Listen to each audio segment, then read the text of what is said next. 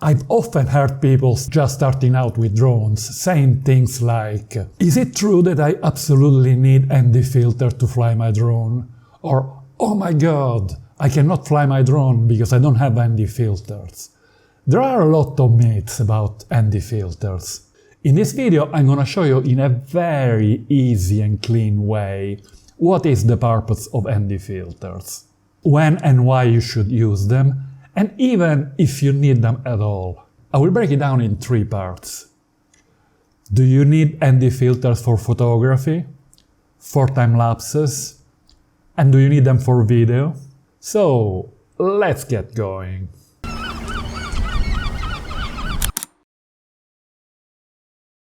First of all, why in general do we use ND filters?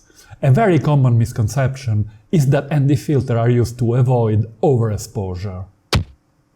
To achieve correct exposure in DSLR cameras, we can use 3 tools: ISO, aperture, and shutter speed. If we are shooting in the middle of a bright day, first of all we bring the ISO to the base level, the one that gathers less light. But the image is still overexposed, as you can see in the histogram. Then we set the aperture at the lowest acceptable value, let's say f11, as lower values will cause diffraction and loss of quality. But in the middle of a bright day, the image will be still way overexposed. So we have to resort to shutter speed adjustment and set a very fast shutter speed value. With drones we will have less flexibility, because most models don't have variable aperture, apart from the Phantom 4 Pro and the Mavic 2 Pro. And frankly, I wouldn't play too much with the ISO values, as we would quickly lose quality. So we have to rely mostly on adjusting shutter speed.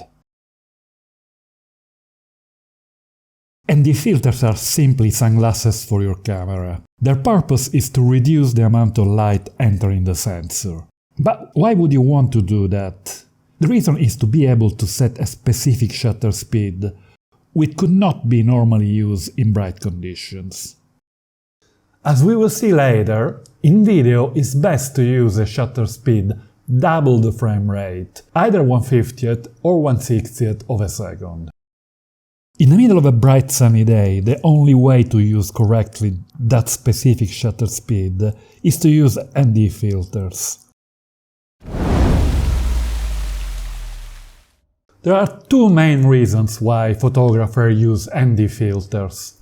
The first one is to get very long exposure shot. In most cases to create a silky, smooth effect in clouds, waterfall or waves. When taking photos with a drone, we don't have the same latitude available for long shutter speed, because a drone hovering is not as stable as a camera on a tripod, even without any wind. The slower speed I can get with a drone for a clean photo without too much motion blur is between 1/6 to 1/3 of a second. This is what it looks like. It certainly is much smoother than without ND filter, but we cannot really get the silky look achievable with a camera on a tripod. The other situation that calls for the use of ND filter in photography is to use a very wide aperture in bright light. But why would you want a wide aperture? I hear someone asking. Well, in order to get a very shallow depth of field and separate the main subject from the background. By using a longer focal length, the depth of field becomes even shallower. But with a drone we can practically forget the idea of shallow depth of field, as the sensor is tiny and the focal length very wide, so we can disregard this situation. So, are ND filters needed for photography? Not really.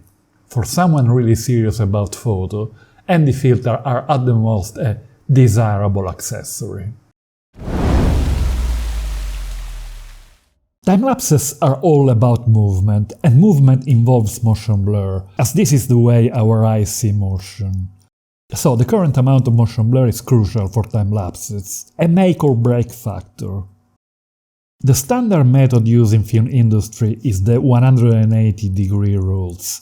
which consists in using a shutter speed at double the frame rate. In all these examples of time-lapses, I have followed this rule. In many cases I'm shooting an image every 2 seconds with a shutter speed of 1 second. If I shoot one image every 4 seconds, I will use a shutter speed of 2 seconds, and so on. As you can see, the result is perfectly smooth and mimics what our eyes would see at that speed. But of course, in order to get this very long shutter speed, we need ND filter. Let's see now what happens if we don't use ND filters, and we have to resort to much faster shutter speed. Ouch! The results are extremely jumpy, unwatchable. In some cases it hurts our eyes. This is because there is practically no motion blur.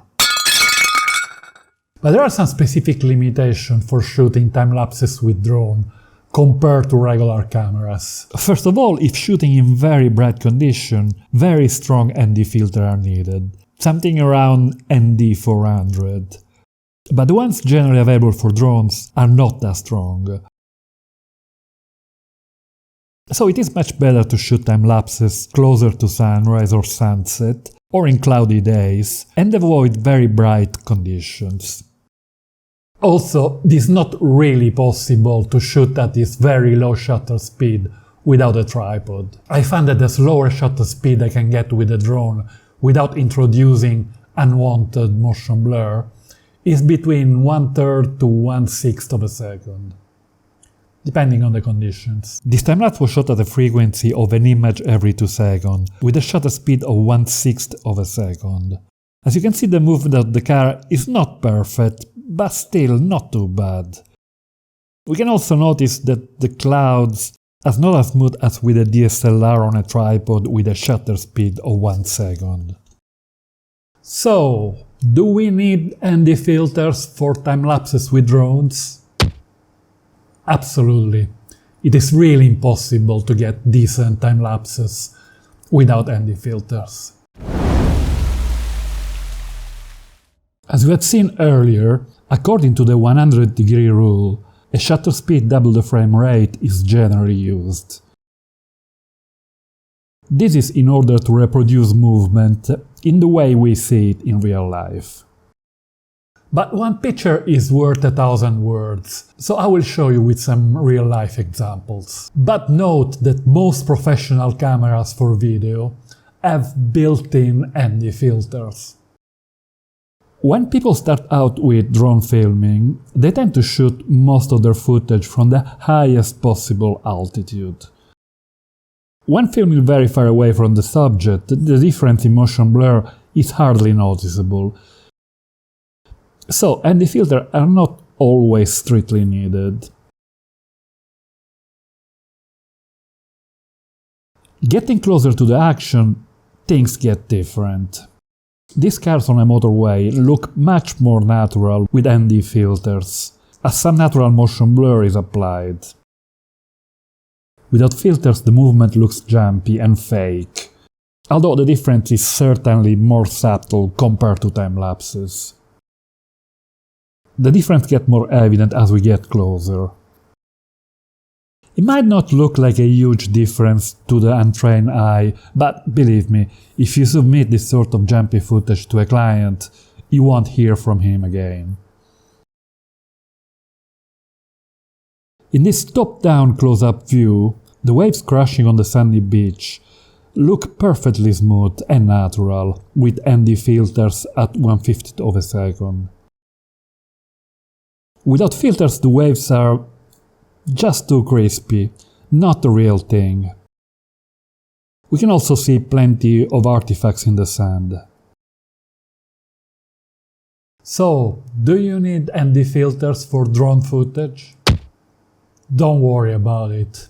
Have fun. You can easily produce really decent footage without them. And especially if flying very high. If and when you become very serious about drone filming, there will be a moment when you will realize that you need ND filters. Rock and roll! Thank you for watching this far, and now you know everything you want about ND filters for drones. If you do use them, please share your experience in the comment below. Don't forget to give a thumbs up and to subscribe to my channel. Plenty of interesting stuff going on here. Bye for now and fly safe.